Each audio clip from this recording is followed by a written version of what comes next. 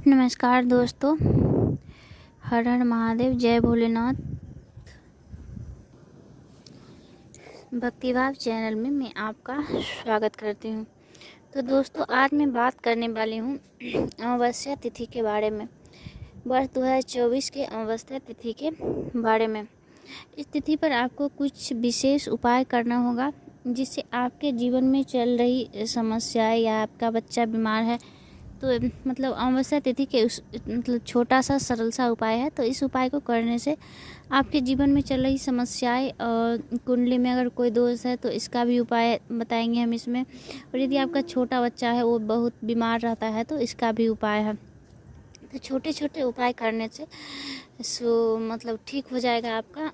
और सबसे बड़ी बात है, जो अपने आप विश्वास से कोई भी काम कीजिए तो वो जल्दी सफल होता है, उसका असर जल्दी दिखना शुरू होता है। और अमावस्या तिथि में यदि आप कुछ छोटे मोटे उपाय करते हैं तो इससे पितृ जो आपके दुखी हैं वो भी प्रसन्न होते हैं। तो चलिए बात करते हैं। सबसे पहले तो अमावस्या तिथि है कब? तो अमावस्या तिथि 7 और 8 दोनों को है, लेकिन स्नान का जो मुहूर्त है और दान का जो मुहूर्त है वो 8 को ही है। और बहुत से अधिकांश लोगों को समस्याएं जीवन में चल रही है, वो झेलते जाते हैं, उनको पता ही नहीं चलता है कि समस्याएं कहाँ से आती है, कैसे होती है। तो यही होता है, उनके कुंडली में कुछ दोष होता है जिनके कारण उनके साथ समस्याएं बहुत आती है। तो इसी सब का निदान हम इस वीडियो में बताएंगे। तो पहला तो है जी, यदि आपका छोटा बच्चा बहुत बीमार रहता है तो अमावस्या तिथि को आप एक बच्चे के बराबर का अन्न दान कीजिए, कोई भी अनाज आप दान कीजिए। और यदि आपके आसपास गौशाला है तो अनाज या चारा बच्चे के बराबर गौशाला में भिजवा दीजिए। अब 4-5 अमावस्या महीना में एक बार तो अमावस्या तिथि आता ही है।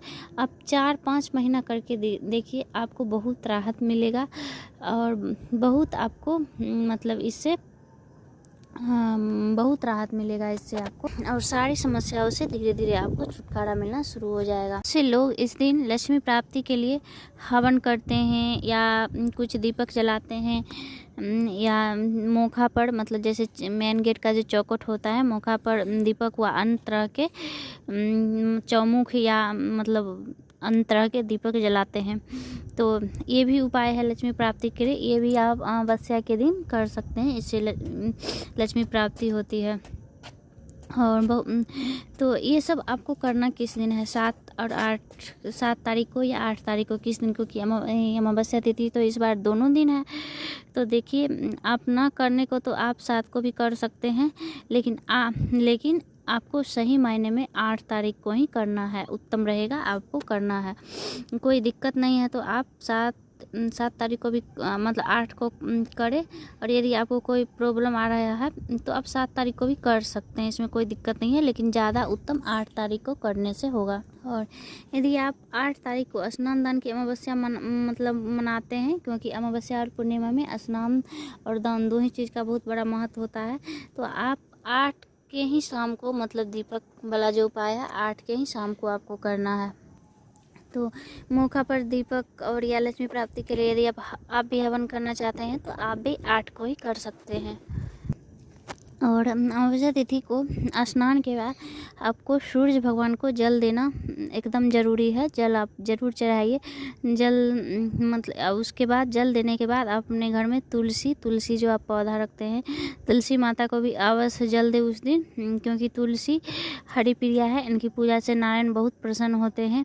तो तुलसी की पूजा और सेवा करें। जिन लोगों को तुलसी सूख गई है वो किसी भी तरह से घबराए नहीं, क्योंकि बरसात के समय में बहुत लोग कहते हैं जो तुलसी सूखने से खराब होता है, तो जी नहीं, धूप के कारण तुलसी सूख ही जाती है और बरसात में वापस फिर उग ही जाती है।